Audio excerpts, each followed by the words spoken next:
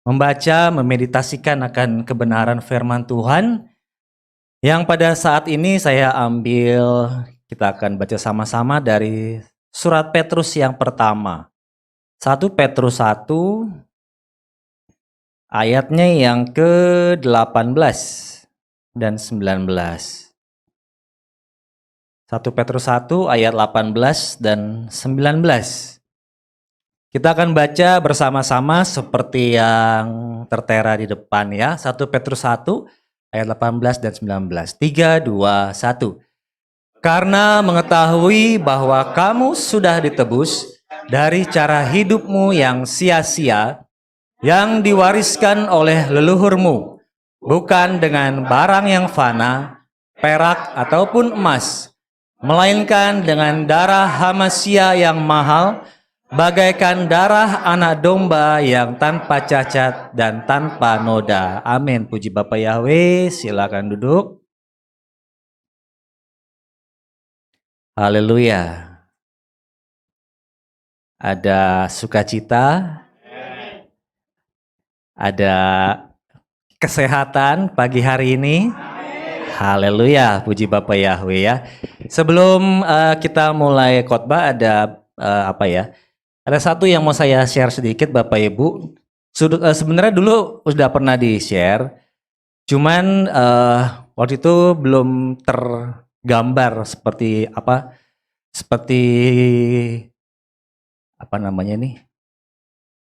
kalender ya, seperti kalender ini.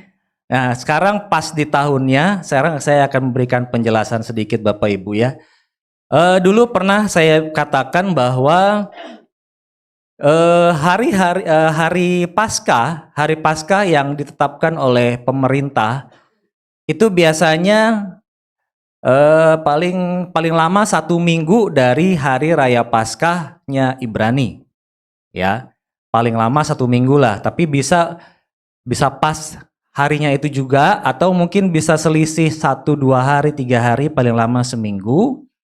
Dan di tahun yang sekarang ini, di tahun 2024 ini, apabila Bapak Ibu lihat ya, kalau Paskah yang ditetapkan oleh pemerintah, Paskah yang ini ya, kalau dalam pemerintah sih katanya Jumat Agung, itu tanggal 29 Maret. Ya, tanggal 29 Maret. Dan kalau hari Paskahnya Ibrani itu nanti 14 Nisana jatuh di tanggal 22 April. Ya, jadi ada selisih kurang lebih 1 bulan. Ya, kurang lebih selisih 1 bulan. Dan yang jatuh duluan itu adalah hari Paskahnya pemerintah. Ya, hari raya Paskah pemerintah yang secara nasional. Biasanya itu kan hari Paskah Ibrani dulu, baru setelah itu hari Paskah pemerintah ya. Tapi di tahun ini itu hari Paskah nasional dulu, baru hari Paskah Ibrani. Nah, ini saya ada penjelasan sedikit Bapak Ibu. Kenapa begitu? Sekarang tahun 2024. Kalau tahun Ibrani tahun 5784. Kalau dalam kalender Gregorian ada istilahnya tahun Kabisat ya. Tahun Kabisat itu kalau yang biasanya bulan Februari itu biasanya 2 tanggalan hanya sampai tanggal 28. Tapi kalau tahun Kabisat itu jatuhnya jadi 29 ya, di bulan Februari saja. Dan sama seperti kalender Gregorian, kita kan kalender Ibrani 5784 ya. Kabisat artinya apa sih? Bisa dibagi 4 ya. 2024 bisa dibagi 4. 5784 juga bisa dibagi 4. Konsekuensinya kalau Februari jadi 29, dari 28 jadi 29, kalau tahun yang habis dibagi 4 Ibrani 5784 itu bulannya nambah 1. Ya. Jadi kalau tahun Gregorian harinya tambah 1, kalau tahun Ibrani bulannya tambah 1. Ya, kalau Bapak Ibu lihat di sini biasanya setelah Shefat, Adar, Nisan. Ya bulan ya, nama bulan. Shefat, Adar, Nisan. Tapi kalau di tahun yang habis dibagi 4 ini, jadi Shefat, Adar 1, Adar 2, baru Nisan ya. Oleh karena itu selisihnya antara Paskah nasional dengan Paskah yang Ibrani itu hampir 1 bulan ya, 29 Maret dengan 22 April ya. Jadi perbedaannya di situ. Kalau kalender biasa bulan Februarinya nambah 1 hari, kalau tahun Ibrani bulannya yang nambah 1. Tadinya cuman Adar aja, tetapi menjadi Adar 1 dan Adar 2 ya. Itu aja sedikit penjelasan ya mengenai kalender. Kalender kalau misalkan Bapak Ibu ada yang kurang atau mungkin ada yang belum dapat, silakan diambil aja di bawah, masih ada sisa ya. Itu. Tadi ya seperti yang saya ajukan tadi di awal ya. Ajukan di awal, apakah semua sehat? Ya. Haleluya ya, saya berharap kita semua sehat. Ada satu kesaksian Bapak Ibu ya. Kesaksian dulu dari saya. Jadi di trip saya yang kemarin Bapak Ibu, seperti yang Bapak Ibu tahu ya, mungkin badan saya ini kalau orang lihat katanya nggak normal, kurusnya, ya kurusnya nggak normal karena terlalu drop katanya, turun berat badannya ya. Jadi awalnya tuh 83 Bapak Ibu, awalnya 83, tapi saya berketetapan hati kalau berat saya belum di bawah 80, saya tidak mau berlari dulu. Karena saya menjaga lutut, ya, karena saya sadar badan saya besar. Jadinya saya diet makanan dulu, sampai puji Bapak Yahweh di 80, baru saya mulai olahraga. Dengan olahraga saya yang dulu di atas 80 itu saya terapkan setelah berat saya di bawah 80. Jadi turunnya cepet. Tapi ininya bukan olahraga beban ya. Jadi saya cuma olahraga lari Bapak Ibu ya.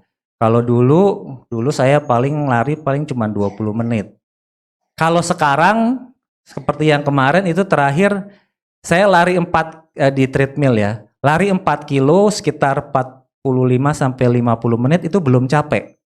Belum capek cuman karena saya mikirnya itu udah sore jadi harus berhenti ya. Maksimal 1 jam lah, 1 jam harus berlari. Jadi dari 80 sampai sekarang ke 75 tuh beratnya cepet. Tapi yang kenceng cuman di kaki. Ya jadi kalau di muka kan nggak bisa. Yang kelihatan itu di leher Bapak Ibu ya. Yang kelihatan itu mengkeret di leher. Nah dari situ berkembanglah dalam dunia pekerjaan. Oh, Daniel sakit gula. Ya, katanya begitu. Padahal saya bulan Januari, akhir Januari ya, 29 Januari saya baru medical check up, itu gula darah saya sebelum puasa tuh 98 apa ya. Dan setelah puasa 108 apa 105. Jadi cuma beda 10.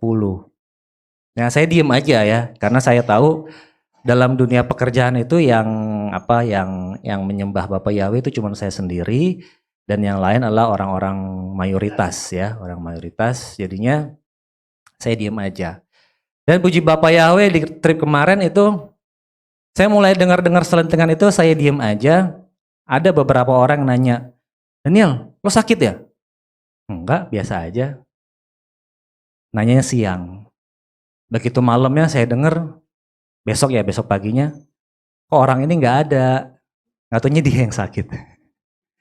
Ada dua orang yang nanya sama saya sampai ngasih, saya kalau di tempat kerjaan saya nggak makan nasi karena saya sudah banyak karbohidrat yang saya makan, seperti roti atau seperti mie, jadi saya pengganti nasi saya itu aja, karena kalau pakai kalau nasi gampang lah ya dicari di darat.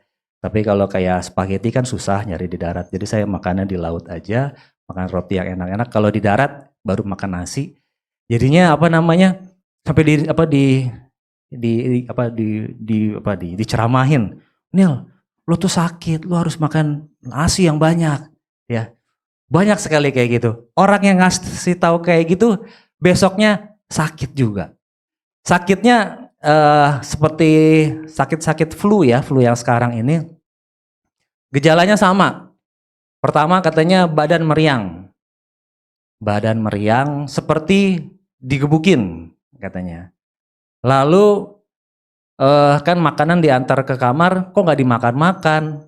Jadi katanya seperti ada yang berat di kepala, seperti dipakein konde. Seperti dipakein konde, saya nggak tahu yang ada di darat ini penyakitnya kayak gitu juga apa enggak. Jadi sampai 3 hari, bahkan dari pertama datang sampai pulang itu masih sakit ya Bapak Ibu ya. Dan puji Bapak Yahweh, disitulah Bapak Yahweh kasih lihat perbedaan ya. Orang lain bolehlah ngomongin saya sakit, tapi karena ada Bapak Yahweh dalam kehidupan saya, orang lain yang menjadi sakit ya. Bukan saya rasain bukan ya. Karena pembalasan itu adalah haknya Bapak Yahweh ya. Urusan kita hanya memuji menyembah Bapak Yahweh ya. Jadi ya silakan aja lah mau ngatain saya sakit, tapi ya secara medical check up ya sehat ya. Dan puji Bapak Yahweh, satu station orang reguler itu ada sekitar 30 atau 40 orang. Yang sehat itu cuma 2. Saya dan satu lagi teman saya ya. Di situ saya mengambil pembelajaran Bapak Ibu ya. Jadi kalau mau sehat secara jasmani ya, secara manusia, kalau mau sehat, ini ada serangan dari luar. Caranya bagaimana supaya mau sehat? Keluarkan dari dalam. Ya. Ngerti ya? Ada serangan dari luar, yang melawan harus dari dalam. Ya. Bukan maksudnya melawan dari dalam, melawan secara jasmani, bukan Bapak Ibu ya. Tapi apa? Dengan berolahraga, walaupun dikatain orang sakit, dengan berolahraga mengeluarkan energi panas yang bisa melawan virus-virus yang ada sekarang ini di luar. Dan kita bisa melihat kan, Opa Simon sering olahraga sehat ya. Kenapa? Ada perlawanan dari dalam ya. Kalau dulu kan nggak salah kita minum minuman herbal, itu nggak salah Bapak Ibu ya. Cuman ya seperti saya bilang, minuman herbal penyakit dari luar masuk ke dalam. Minuman herbal dari luar masuk ke dalam, itu kurang efektif. Karena ibaratnya hanya ini tubuh ya, ini tubuh, penyakit masuk, kasih minuman herbal, permukaan luar yang sembuh. Tapi kalau dari dalam membual keluar seperti mata air ya. Dari situ saya melihat Bapak Ibu, oh ternyata firman Tuhan ada di setiap pergumulan kita ya. Coba kita lihat dalam kitab Yohanes 4 ya. Yohanes 4 ayatnya yang ke-14. Ya. Yohanes 4 ayat ke-14. Kita lihat. Tetapi siapa yang telah minum dari air, dari firman yang akan kuberikan kepadanya, dia sekali-kali tidak akan pernah haus sampai selamanya. Sebaliknya air yang akan kuberikan kepadamu, ya kepadanya, dari luar masuk ke dalam, diolah-olah tubuh, itu akan menjadi mata air di dalam dirinya, yang terus memancar sampai kapan? Sampai selamanya, sampai hidup yang kekal. Ya. Jadi dari pembelajaran itu kita bisa belajar Bapak Ibu ya. Jadi dimulai dari diri kita sendiri. Ya. Dimulai dari kita sendiri bahwa harus ada mata air yang memancar, membual, menolak segala kotoran, menolak segala penyakit, menolak segala hal-hal yang tidak berkenan di hadapan Bapak Yahweh dengan firman Ya. Firman ini didapat dari mana? Firman ini adalah bisa dibilang multivitamin. Ya, kenapa bukan hanya vitamin tapi multivitamin, banyak vitamin ya. Vitamin-vitamin yang diperlukan oleh rohani kita ya untuk bisa melawan segala hal-hal yang tadi datangnya dari luar ya. Bisa dibayangkan Bapak Ibu ya, ini tubuh kita, ini penyakit, ini setan. Kalau kita hanya mengandalkan dengerin khotbah, dengerin YouTube khotbah, dengerin ibadah online, dengerin ibadah sabat aja, hanya sebatas mendengarkan yang bersih sini. Tetapi apabila kita melakukannya, membual keluar seperti mata air, ya, jangankan menyentuh permukaan tubuh, jangankan menyentuh hidup kita, baru mau masuk terkena apa namanya kalau air terbaik gelembung-gelembungnya, gelembung-gelembung mata air udah pergi. Ya, itu yang bisa saya tangkap Bapak Ibu ya dari pembelajaran ini ya. Jadinya kita harus memulai nih dari diri kita sendiri ya. Mulailah dari di hidup kita. Pelajari firman, meditasikan firman dan lakukanlah firman ya. Karena firman itu harus firman itu berguna sampai akhir hidup. Sampai akhir mana? Sampai hidup yang kekal.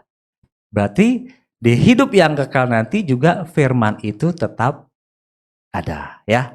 Itu yang bisa menjadi pembelajaran dari kehidupan saya ya. Bapak Ibu, seperti yang dulu ya. Dulu saya pernah menceritakan juga tentang kehidupan media sosial kita. Ini ada yang lucu lagi Bapak Ibu ya. Dan ada yang lucunya lagi ini jadi ada yang komen tolong berikan penjelasan. Dia penentang Yahweh ya, tapi nggak saya balas. Karena nggak saya balas, dia balas ke tempat lain. Ya, setan kan sukanya kan mencolok sana sini kan. Nggak saya balas, nggak saya tanggepin lah. Tapi dia mencolok ke tempat lain, saya baca dengan hal yang sama. Dan di situ saya melihat, yang ngomentari, maksudnya yang menanggapi itu para pendeta Bapak Ibu. Orang-orang yang saya bisa bilang top lah dalam memperkenalkan nama Bapak Yahweh ya. Bisa dibilang ilmu pengetahuannya mantep ya, ilmu pengetahuannya mantep. Jadi kurang lebih komentarnya begini Bapak Ibu. Si orang ini yang anti Yahweh ini dia kasih link. Coba bisa itu ya ditampilkan. Tadi sudah saya kasih ini di Chrome tadi. Dia memperlihatkan ini Bapak Ibu. Tapi di crop, dipotong. Dipotong cuman seperti ini. Turun terus. Nah, mulai dari ini. Artikel ini mengenai Tuhan bangsa Israel dan Yehuda. Dia ngasih link seperti ini. Dia bilang, tolong jelaskan artinya ini. Saya tahu dia penentang penentang nama Yahweh, jadi tidak perlu ditanggepin. Kalau berdasarkan ini, Yahweh itu adalah dewa bulan. Tolong jelaskan. Wah, pokoknya para pendeta-pendeta yang lain ikut mengomentarin. Tapi ya itu ibaratnya tidak apple to apple. Ya. Ini kita lihat dulu sumbernya dari mana? Wikipedia. Ya, Bapak Ibu tahu ya, ini sumbernya Wikipedia. Bukan firman Tuhan, ya. Jadi kalau ini saya komentarnya di sini aja karena kalau di tertulis itu rame ntar ya.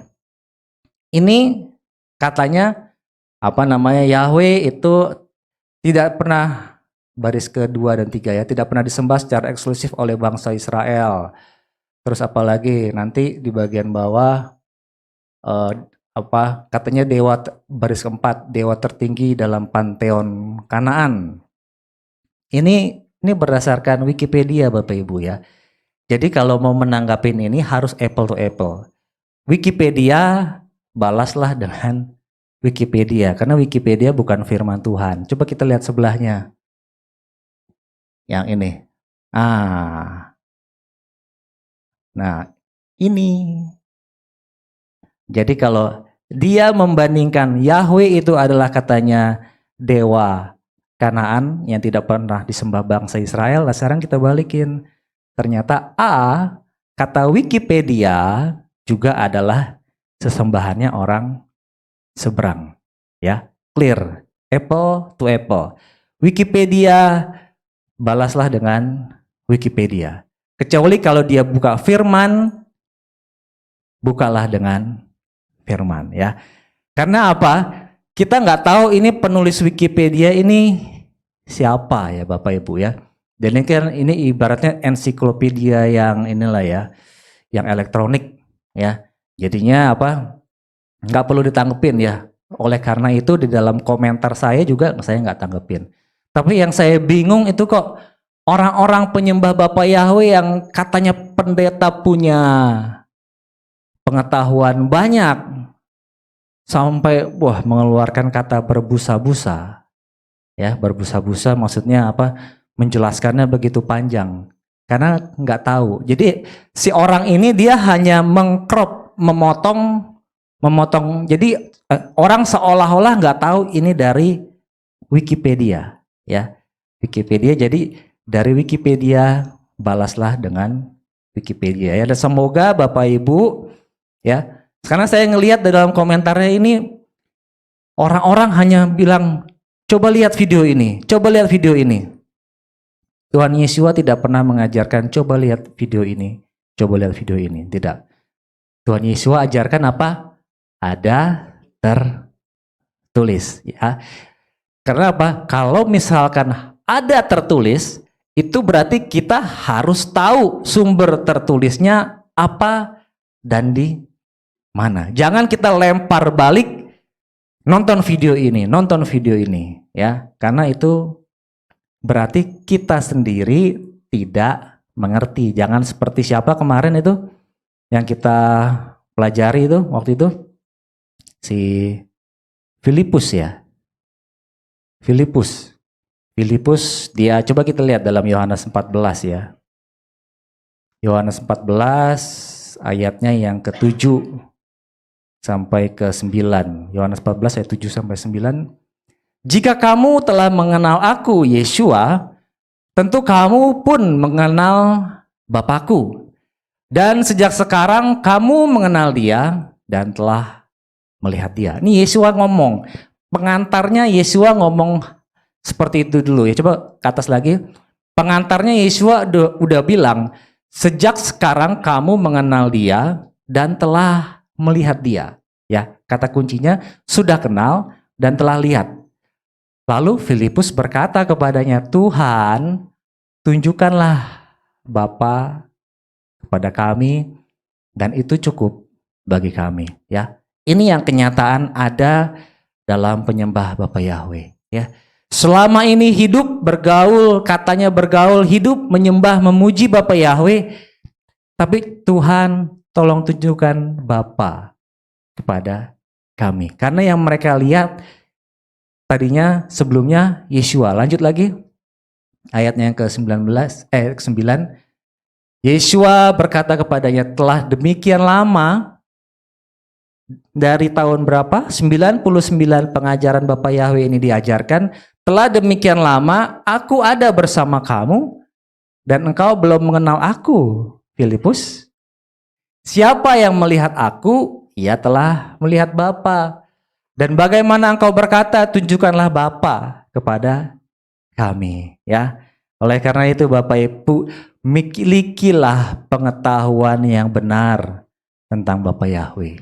Ya, milikilah pengetahuan yang memang benar-benar berasal daripada Bapa Yahweh. Bukan pengetahuan yang dimakan oleh si Hawa dan Adam. Yang akhirnya salah makan, akhirnya tidak bisa menjelaskan siapakah pribadi Bapa dan siapakah pribadi Yeshua. Bahkan Ada yang bilang begini juga Bapak Ibu, apa namanya? Saya juga dengar sih di radio. Kalau Yeshua turun ke bumi, surganya kosong dong. Ya. Yeshua turun ke bumi berarti surganya kosong. Ya. Kita mau ngelihat Bapak Ibu ya. Ini tentang perumpamaan yang dijelaskan di dalam kitab suci. Gambaran yang dijelaskan dalam kitab suci kita yang memang ada di dalam kitab suci, ya. Seperti yang kita tahu bahwa tubuh kita manusia terdiri dari tubuh, jiwa, dan roh. Sekarang kita lihat dalam 1 Yohanes 5 ayatnya yang ke-6. 1 Yohanes 5 ayat yang ke-6. Ini ada gambaran yang begitu bagus yang diajarkan oleh Yohanes ya, Yohanes murid Yeshua. 1 Yohanes 5 ayat 6. Inilah Yeshua yang telah datang melalui air dan darah, yaitu Yeshua HaMashiach. Ada dua, dengan air dan darah. Bukan hanya dengan air, tetapi dengan air dan darah. Dan roh itulah yang bersaksi. Ketiga, roh. Sebab roh adalah kebenaran. Ya. Jadi dalam tubuh manusia ada apa? Air, darah, dan roh. Ya, kalau yang secara manusia kita tahu roh, jiwa, dan tubuh. Kita tahu bahwa tubuh manusia itu berapa persen ya? Berapa persen itu terdiri dari air? Saya lupa, 70 atau 60% ya. Tubuh manusia terdiri dari air. Yohanes bilang manusia terdiri dari air, 70% apa 60% itu air, darah, lalu roh. Bayangkan apabila air, darah, roh berpisah, jadi satu apa enggak? Bisa hidup apa enggak? Tidak bisa. Kita lanjut. Ayat ke-7. Sebab ada 3 yang bersaksi di surga. Bapa, Firman, Roh Kudus. Dan ketiganya ini adalah satu. Di surga yang bersaksi ada katanya Bapa, Firman, Roh Kudus. Tapi ketiganya ini adalah satu, ya. Tadi kalau manusia air, darah, dan roh. Kalau di surga Bapa, Firman, dan roh. Ya, sekarang coba kita lanjutkan lagi. Dan ada 3 yang bersaksi di bumi, roh, air, darah tadi ya. Dan ketiganya itu menjadi satu. Seperti yang tadi kita lihat bahwa manusia tanpa air ataupun tanpa darah ataupun tanpa roh tidak bisa disebut manusia yang hidup. Ya, tidak bisa disebut dengan manusia yang hidup. Kalau orang mati airnya masih ada, darahnya mungkin masih menggumpal, tapi rohnya tidak ada. Itulah, ketiganya adalah satu. Ini yang diajarkan oleh si Yohanes murid Yeshua ya. Air, darah, dan roh. Kalau di surga, tadi katanya apa? Bapa, Firman, dan roh. Ya, roh kita tahu. Tadi apa namanya? Air, manusia 70%-nya itu adalah air. Bapa, Firman, dan roh. Roh itu adalah Roh Kudus. Bapa itu adalah Bapa Yahweh sendiri. Firman itu, coba kita lihat dalam Yohanes 12 ayat ke-48. Yohanes 12 ayat 48. Siapa yang menolak aku, menolak Yeshua, dan tidak menerima firmanku, ia mendapatkan dia yang menghakiminya, yaitu siapa? Firman. yang telah kuucapkan. Naik lagi, dia itulah yang akan menghakiminya pada akhir zaman. Bapa, firman itu adalah Yeshua. Roh itu adalah Roh Kudus, Roh Bapa Yahweh, dan ketiganya adalah satu. Seperti manusia, ada air, ada darah, ada roh, dan ketiganya ini adalah satu. Ya, itu adalah jawaban yang diberikan oleh Rasul Yohanes. Ya, jadinya kalau orang berkata kalau Yeshua ke bumi, berarti surganya kosong. Seperti yang kita tahu, kita pelajari bahwa roh itu tidak ada dimensi waktu. Ya, jadi kalau kita sedang beribadah di tempat ini, mereka penyembah Bapa Yahweh mungkin yang sedang ada di tempat lain, Bapa Yahweh rohnya juga ada, dan ketiganya itu adalah satu. Ya, jadi jelas Bapak Ibu ya. Bapa Yahweh dan firman itu adalah Yeshua itu sendiri dan Roh Kudus. Ketiganya adalah satu. Sama seperti manusia. Ya, kan kita kan diciptakan apa? Serupa dan bukan segambar, secitra. Ya, beda ya. Serupa dan secitra. Rupa itu adalah luar. Kalau citra itu adalah dalam. Citranya bagus, citranya baik, citranya positif, memancar keluar. Luarnya kita diciptakan serupa dengan Bapa Yahweh, dalamnya juga diciptakan secitra dengan Bapa Yahweh. Kalau manusia terdiri dari air, darah, dan roh, Bapa Yahweh yang juga terdiri dari Bapa, Firman, dan Roh, dan ketiganya adalah satu seperti kita di tempat ini ya. Puji Bapa Yahweh. Itu yang boleh saya ya mungkin bisa menjawab lah ya, bisa menjawab mungkin beberapa pertanyaan dari penanya-penanya yang ada di komentar ya. Karena kalau saya tulis di mana? Tulis komentar di mana di kebanyakan itu di Facebook Bapak Ibu ya. Karena di di dalam renungan-renungan kita yang biasa kita kirim itu kita share itu biasanya ada yang nanya, dan nanyanya itu nyeleneh ya, nyeleneh karena masuk ke grup Yahweh, tapi maksud hati adalah untuk memecah belah para penyembah Yahweh ya. Dan di situ saya ngelihat ya seperti yang tadi saya bilang, ini kok para penyembah Yahweh juga kok jawabnya kok ngambang.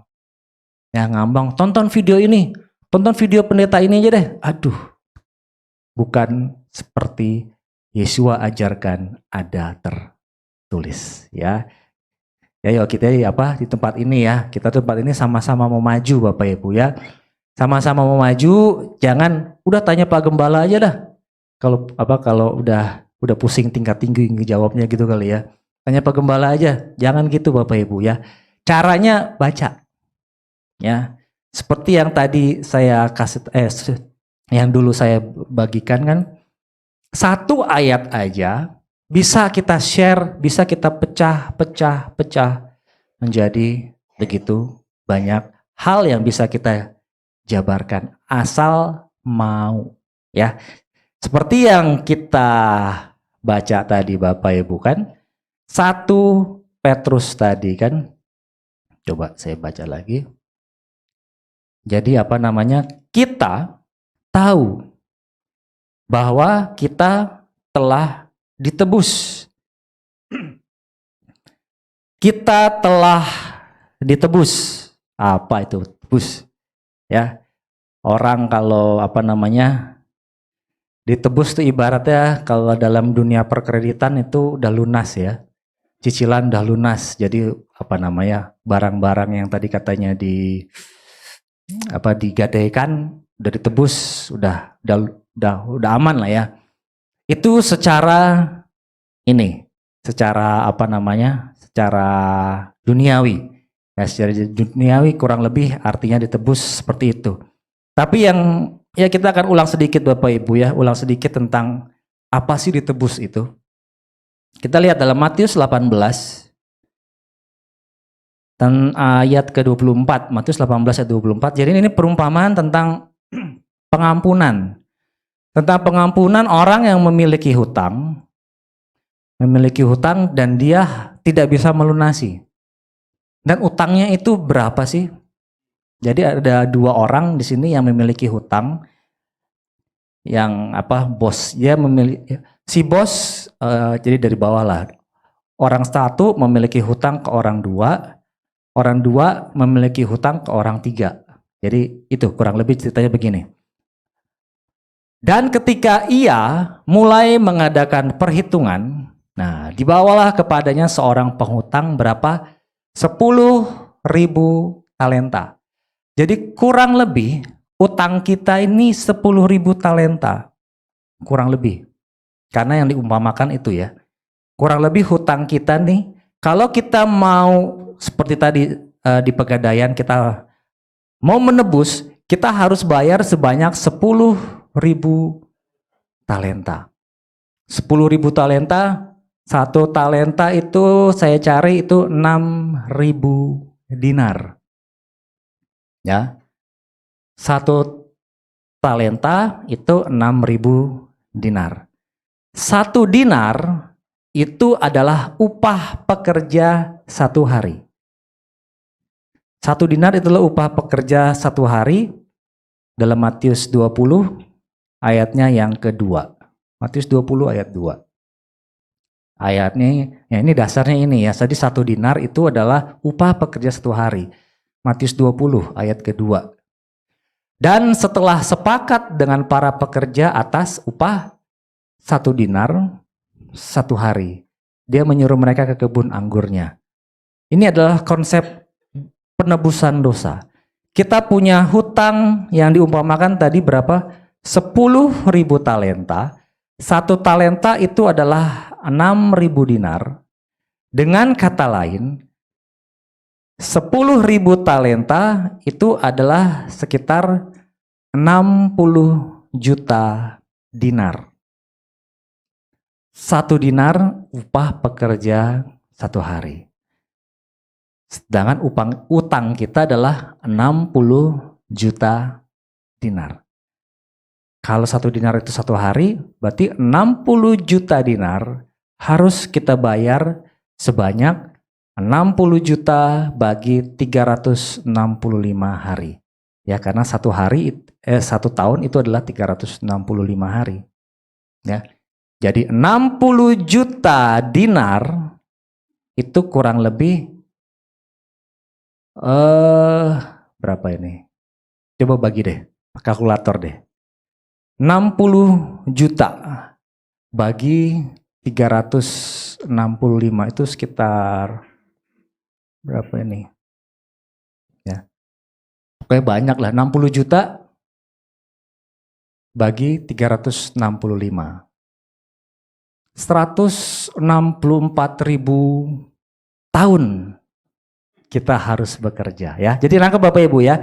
Utang kita 10.000 talenta. 1 talenta 6.000 dinar.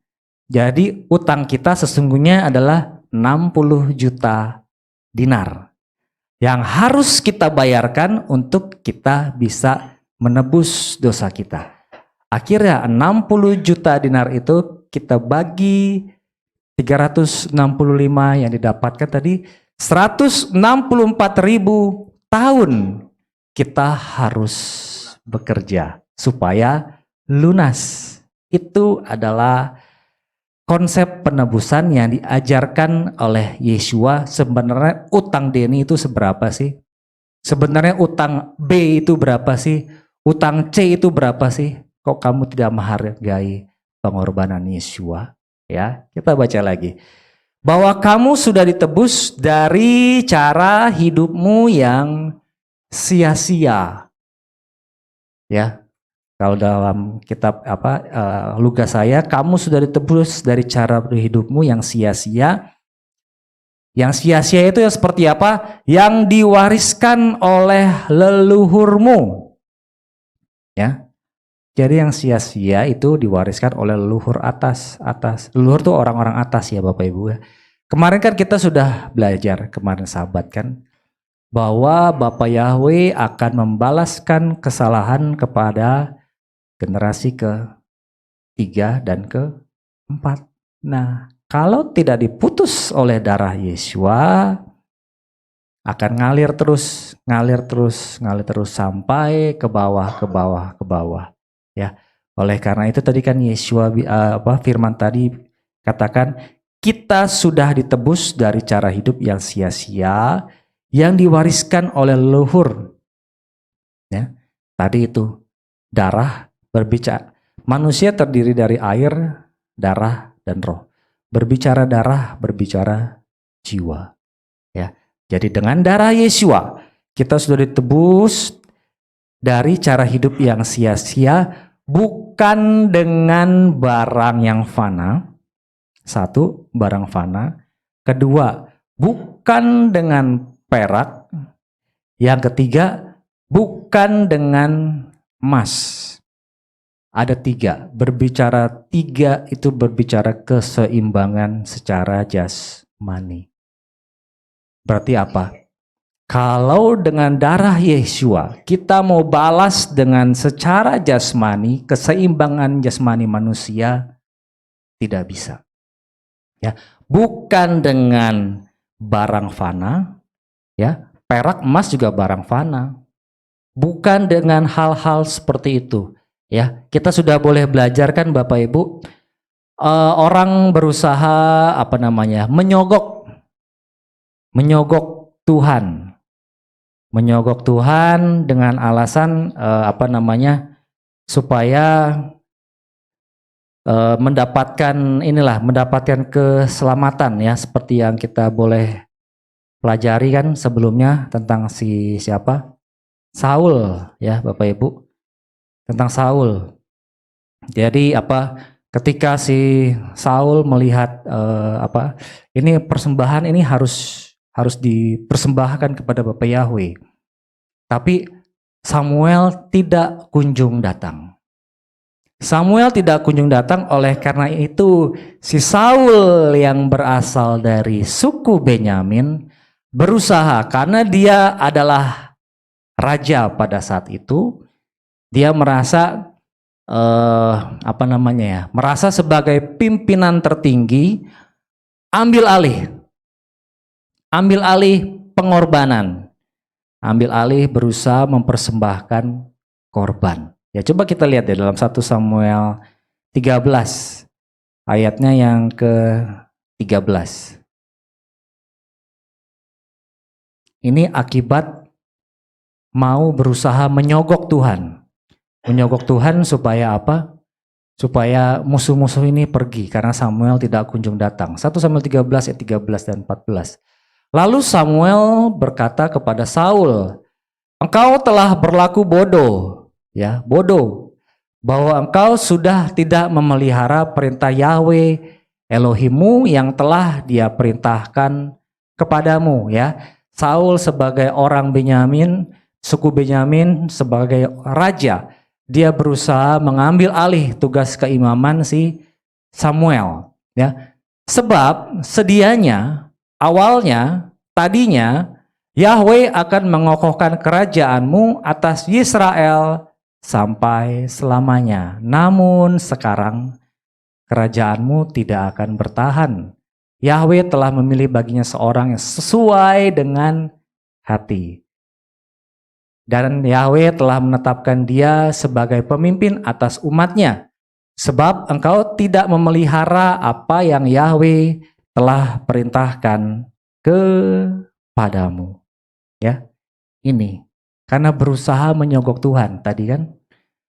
Dia sudah menebus kita dengan darahnya yang mahal.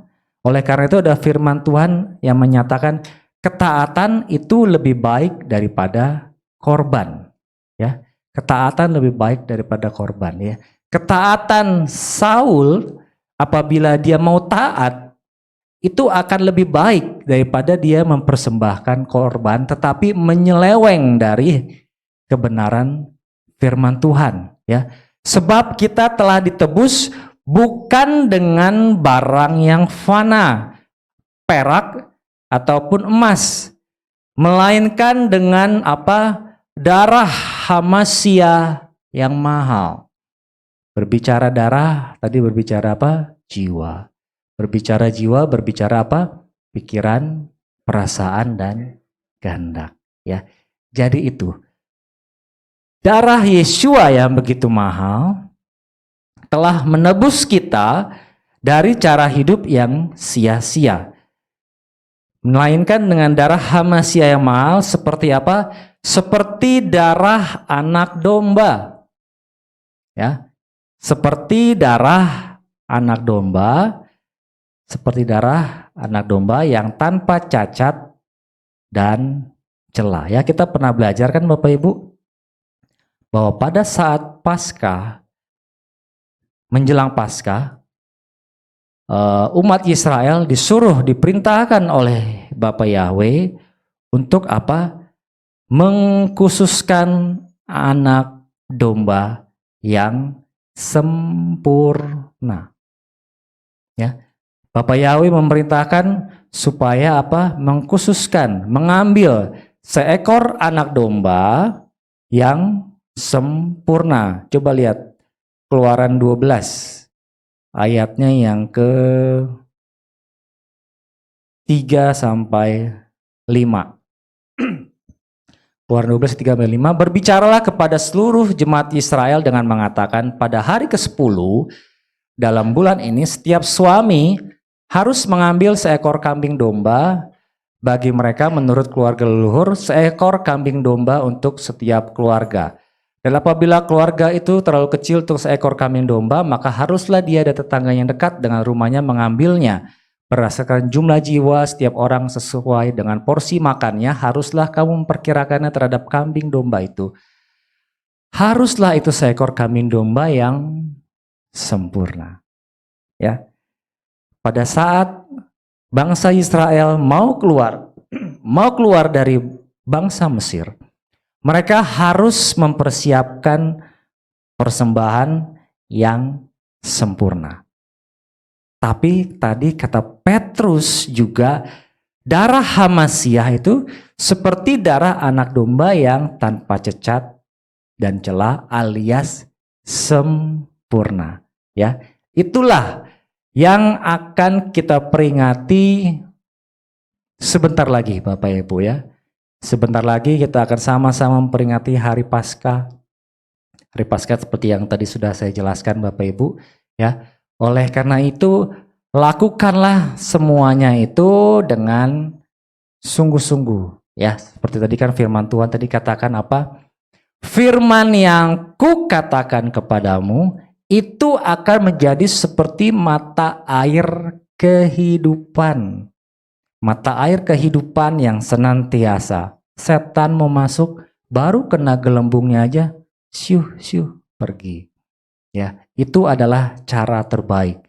Cara terbaik yaitu munculkan dari dalam. Munculkan dari hidup kita. Munculkan dari diri kita supaya apa? Pergi. Ya, pergi segala hal-hal yang tidak berkenan di hadapan Bapak Yahweh. Saya juga ada masih satu hal yang sangat menggelitik juga Bapak Ibu ya. Ya saya juga mau bersaksi sedikit Bapak Ibu. Jadi sekarang kan sedang banyak hujan lah ya, hujan datang. Saya ingat waktu pas kita bulan-bulan apa ya? Akhir tahun apa awal tahun ini ya. Jadi waktu itu kan masih panas ya. Panas banget. Sampai di Bogor aja yang katanya kota hujan juga tidak hujan-hujan. Dan juga tanah juga pada retak. Dan kebetulan pada saat itu saya doa syafaat di sini ya. Saya doa syafaat di sini, saya berdoa kan waktu itu. Kalau Bapak Ibu ingat, saya berdoa, Tuhan tolong kirimkan hujan. Siangnya berdoa, saya nggak tahu Bapak Ibu juga berdoa apa enggak di rumah. Sorenya, malamnya hujan di Bogor. kurang lebih setengah jam sampai 45 menit lah ya. Dan di situ saya berpikir, Tuhan, jadi selama ini mungkin nggak hujan-hujan karena kita kurang berdoa. Ya, mungkin selama ini ada masalah karena kita kurang berdoa. Dan puji Bapak Yahweh, apabila itu salah satu buktinya Bapak Ibu ya, salah satu buktinya bahwa apabila kita berdoa, itu boleh berkenan di hadapan Bapak Yahweh, pasti Tuhan jawab. Ya, hujan walaupun cuma sebentar, saya bilang waktu di rumah ya mengucap syukurlah Tuhan, Kau sudah menjawab doa saya. Tanah-tanah juga sudah tidak jadi retak lagi yang di depan-depan situ ya. Ya di situ. Dan di situ. Dan yang saya masih sedih sampai sekarang ini umat penyembah Bapak Yahweh masih berkata bahwa sekarang ini masih terjadi modifikasi cuaca oleh NWO.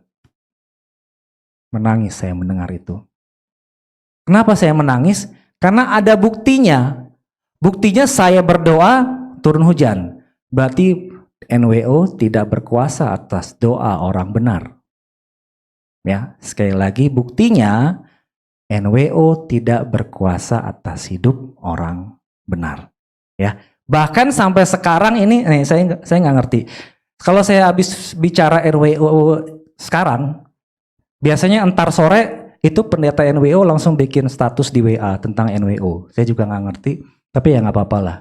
Yang penting saya bisa membuktikan bahwa dengan doa yang katanya orang itu modifikasi cuaca, sorry katanya salah seorang yang kita tahu ya, tidak ada gunanya. Ya, oleh karena itu bahkan kemarin saya pernah di khotbah saya yang terakhir ya, saya pernah bilang kalau kita masih percaya, apalagi ini pendeta-pendeta besar, penyembah Yahweh masih percaya NWO, saya bilang itu anti Hamasiyah. Ya, saya bilang itu anti Hamasiyah. Karena dia sudah keluar dari jalurnya Bapak Yahweh. Ya, coba kita baca 1 Yohanes 2 ayat ke-18. Mungkin Bapak Ibu bingung kok anti Hamasiyah banyak banget sih. 1 Yohanes 2 ayat 18. Hai anak-anak kecil, inilah waktu yang terakhir. Dan seperti yang telah kamu dengar bahwa anti Hamasiyah akan datang. 1. Anti Hamasiyah akan datang. Sekarang, ya tadi kan akan. Sekarang bahkan banyak anti Hamasiyah telah muncul. Dan dari itu kita tahu bahwa ini adalah waktu yang terakhir ya. Anti Hamasiyah akan datang. Bahkan sekarang sudah muncul. Kalau yang saya ada salah seorang pendeta yang dia mengerti tentang bahasa Yunani ya kalau nggak salah. Jadi kan kalau dalam bahasa Yunani antikristus ya. Yang awal yang akan datang itu adalah antikristos. Yang sekarang sudah muncul banyak antikristi. Ya. Jadi ada dua, ada antikristos dan antikristi. Nah, yang sekarang sudah bermunculan ini nih, pendeta-pendeta NWO ini itu adalah antikristi ini. Ya mau marah terserah. Tapi saya bisa buktikan bahwa dengan kekuatan doa yang katanya cuaca dimodifikasi, sorry nggak ada gunanya. Ya, tapi dengan Bapa Yahweh itu yang saya percaya, dengan darah yang mahal, yang seharusnya saya bekerja selama 164.000 tahun, dibayar oleh Tuhan Yesus Hamasiyah hanya dengan pengorbanannya di kayu salib, lalu 3 hari kemudian dia bangkit. Ya, itu sudah terbayarkan ya. Jadinya oleh kemurahan Bapa Yahweh ya nggak usahlah kita ikut-ikut pengajaran-pengajaran tentang itu Bapak Ibu ya. Karena ada lagi nanti, ini sekarang ini sedang dipersiapkan, nanti ada kemunculan virus di bulan Mei. Ya, udah tahu tentang jalan-jalannya setan, udah tahu, ngeri saya. Efesus 5 ayat ke-16. Efesus 5 ayat ke-16.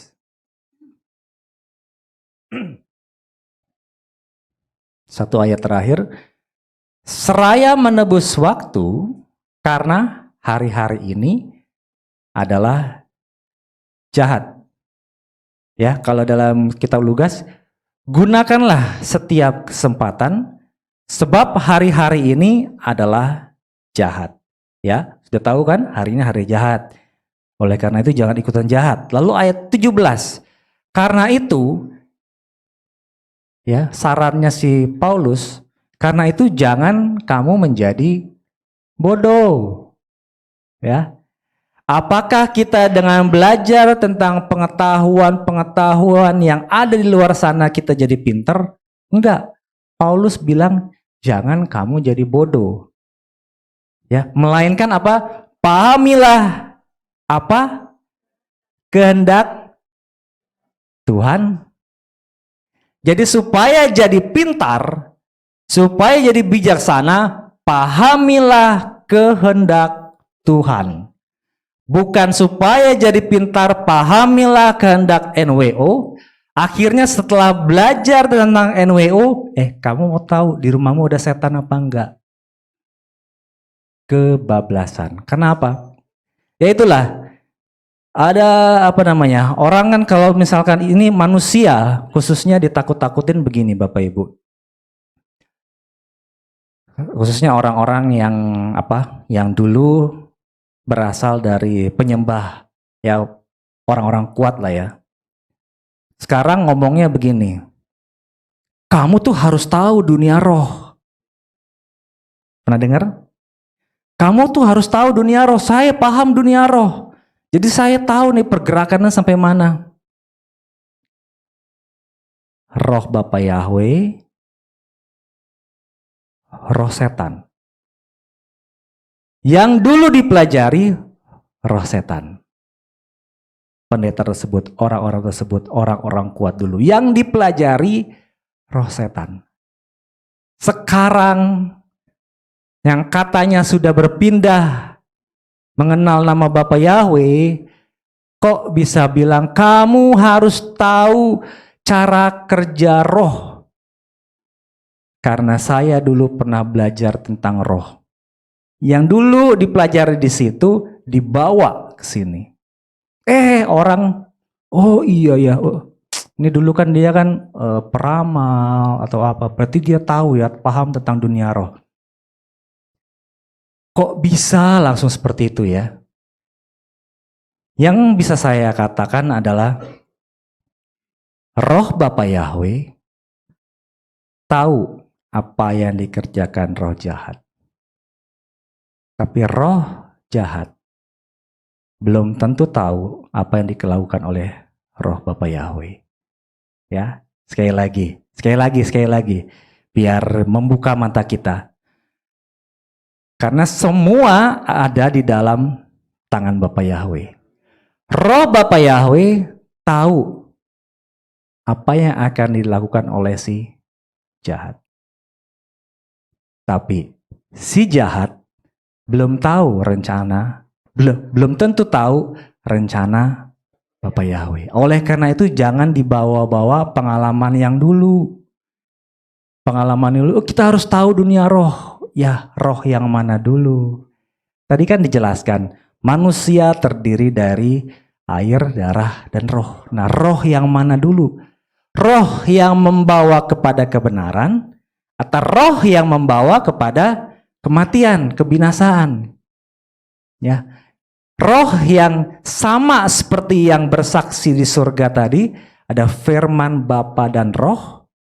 atau roh yang bersaksi di tempat selain surga, ya. Oleh karena itu Bapak Ibu yang dikasihi oleh Adonai Yeshua HaMashiach, ya, pahamilah, tadi kan katanya pahamilah kehendak Tuhan, pahamilah kehendak Bapa Yahweh, supaya apa? Supaya kita tidak menjadi bodoh. Kenapa orang bisa bodoh? Karena tidak memahami kehendak Bapa Yahweh. Kalau dibalik itu timbal balik Bapak Ibu, ya. Bodoh karena tidak memahami kehendak Bapa Yahweh. Dan sekarang seperti yang sering dipelajari, sering kita baca 1 Timotius itu, ya, pengetahuan palsu tidak membuat kita menjadi pintar. Secara manusia mungkin pintar, ya, pintar karena seperti yang tadi saya bilang kan, kita harus tahu cara kerja roh, ya. Secara manusia pintar, ya. Kita sudah pernah melihat Bapak Ibu kan tentang cerita siapa? Daud dan Saul, ya. Cerita tentang Daud dan Saul yang tadinya si Saul ini dipakai oleh Bapa Yahweh, dipenuhi oleh roh Bapa Yahweh. Namun ketika roh Bapa Yahweh meninggalkan si Saul, akhirnya yang datang apa? Roh jahat. Akhirnya yang datang apa? Roh ketakutan. Banyak roh, ya. Oleh karena itu kita harus pilih yang mana nih? Kita pilih roh yang, coba kita baca aja deh. 1 Samuel 16 ayat 14. 1 Samuel 16 ayat 14. Dan roh Yahweh berpaling dari Saul. Kalau dalam kitab Lukas, adapun Saul kini telah ditinggalkan oleh roh Yahweh. Lalu oleh karena Yahweh, ya, suatu roh yang jahat menakut-nakuti dia. Perhatikan. Masih ayat yang atas tadi, ayat 14. Tadinya dia dipenuhi oleh roh Bapa Yahweh. Tetapi setelah roh Bapa Yahweh meninggalkan Saul, lihat kata-katanya, oleh karena Yahweh. Berarti atas seizin Bapa Yahweh. Ya, oleh karena Yahweh, kenapa? Karena itu tadi, si Saul tadi dia mau sok jagoan mempersembahkan korban di hadapan Bapa Yahweh, ya, karena si Samuel nggak datang-datang, akhirnya Bapa Yahweh marah. Akhirnya dia setelah ditinggalkan oleh roh Bapa Yahweh, oleh karena Yahweh suatu roh yang jahat menakut-nakuti dia, ya. Saul tadinya dipenuhi oleh roh Bapa Yahweh, tapi karena dia melanggar firman, melanggar Torah, akhirnya dia juga benci sama si Daud. Benci sama si Daud, akhirnya apa? Oleh karena Yahweh, Bapa Yahweh mengizinkan seperti siapa sih? Ayub. Bapa Yahweh membuka mengangkat pagarnya. Ya, si Saul juga oleh karena Yahweh, bukannya Bapa Yahweh yang nakut-nakutin, tapi karena seizin Bapa Yahweh, karena dia telah ditinggalkan oleh roh Bapa Yahweh, suatu roh yang jahat menakut-nakuti dia, ya. Oleh karena itu, ya, kita nggak usah bangga lah, ya, nggak usah bangga. Oh, saya paham cara kerja roh, saya ngerti dunia roh itu seperti apa, ya. Dunia roh yang seperti apa dulu? Buktinya orang yang dulu dipakai oleh Bapa Yahweh sekarang jadi roh ketakutan yang ada dalam dirinya. Ya, oleh karena itu jangan kita membangga-banggakan. Kemarin kita belajar Bapak Ibu, jangan ada ilah lain di hadapan kita ya. Jangan ada berhala-berhala di hadapanmu. Berhala kalau dalam bahasa Inggrisnya idols. Ya. Berhala dalam bahasa Inggrisnya idols. Idola. Ya. Kan kemarin kan pernah dibilang misalkan kita mengidolakan ini baju udah. Nah, itu. Jangan pernah kita mengidolakan hamba atau pelayan Tuhan. Akhirnya menjadi berhala. Ya, tetapi kita harus tegak lurus kepada Bapak Yahweh, ya. Itu yang diajarkan oleh Tuhan kepada kita. Kenapa? Karena kita sudah ditebus oleh darah Yeshua Mesias yang mahal. Kita nggak perlu kerja lagi selama 164 ribuan tahun. Tetapi oleh karena pengorbanan Yeshua Mesias, biar kiranya darah Yeshua Mesias yang ada dalam kehidupan kita dan berkat firman yang berasal dari Tuhan boleh memancar keluar seperti mata air kehidupan yang senantiasa melawan atas segala kehendak jahat, dan kita boleh menang bersama-sama dengan Bapak Yahweh. Haleluya, puji Bapak Yahweh.